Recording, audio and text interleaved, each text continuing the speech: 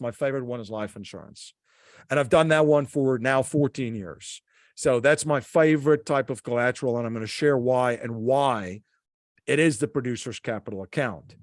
So well-structured dividend-paying whole life insurance policy with a mutual insurance company. Remember, they're stock companies, and mutual insurance companies are not listed on the stock exchanges. They are owned by the shareholders, which are the policyholders.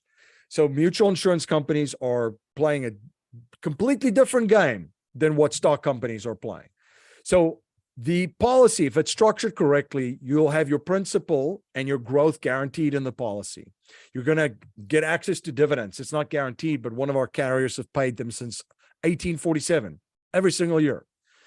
It's tax-free, by the way. The growth and the dividends are tax-free. You can access it tax-free, and you can get distributions as income for retirement tax-free later on. There's disability riders that you can add to this policy. So if something were to happen to you, you don't lose the policy. The insurance company would pay that. And then also you get a tax-free death benefit at a multiple of the cash value. There's asset protection in most states. Check with the state that you live in.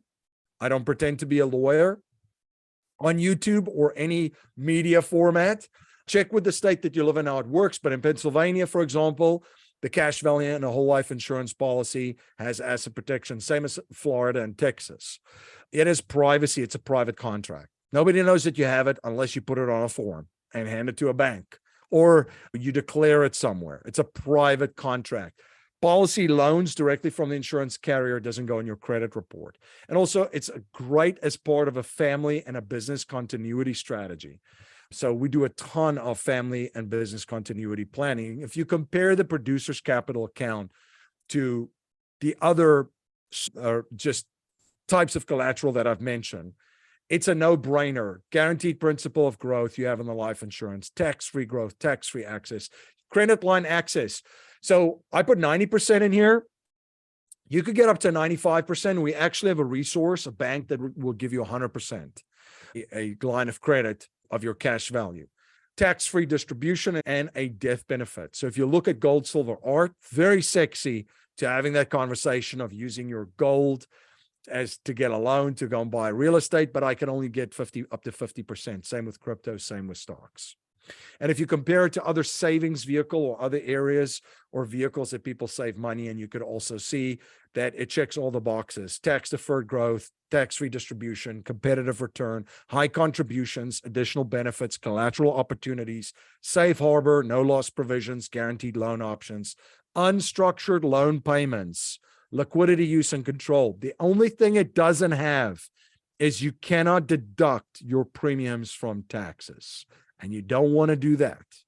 So you want to pay taxes now on the seed, not the harvest.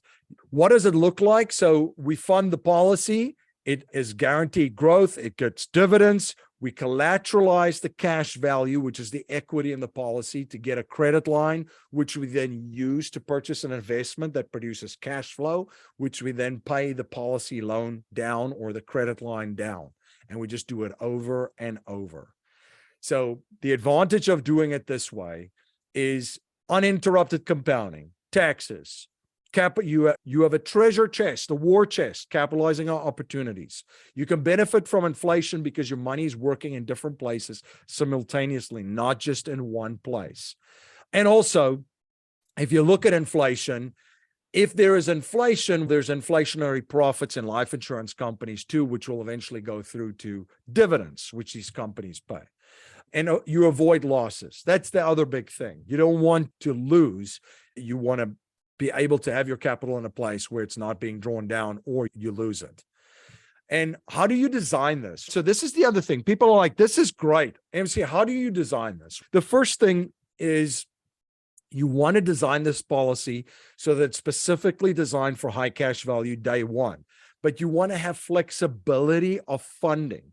So you want to have a minimum and a maximum, and you don't want to be restricted of when you can add to the policy in the set amount that was decided on when you set it up. You want to have a catch-up provision. So for example, let's just say you have a minimum and a maximum.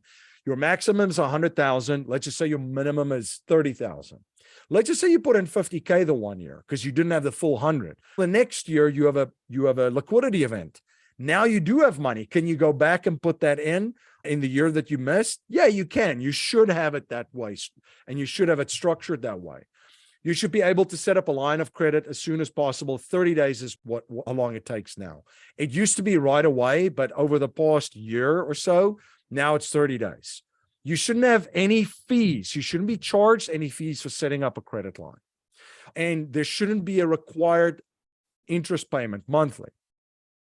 And by the way, annually too, the interest payments due at the end of the year, you can actually roll that into a loan if it's set up properly.